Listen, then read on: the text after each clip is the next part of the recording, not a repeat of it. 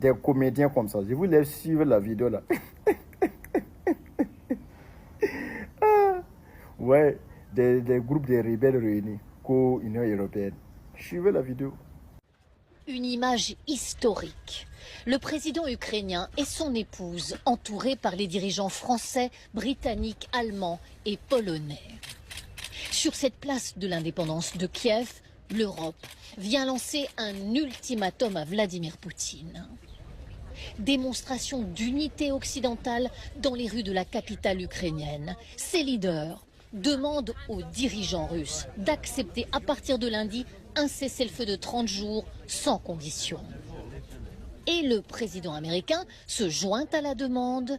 Les 5 dirigeants ont parlé cet après-midi par téléphone avec Donald Trump. Qu'a dit Donald Trump lors de votre conversation tout à l'heure?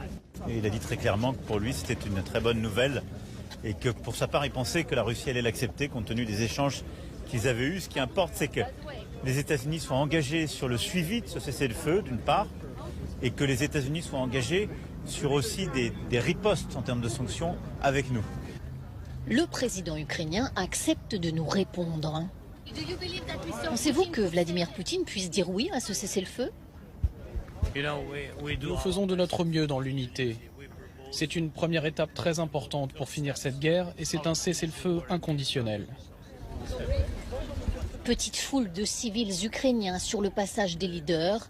Après 3 ans de guerre, certains veulent croire à une paix prochaine.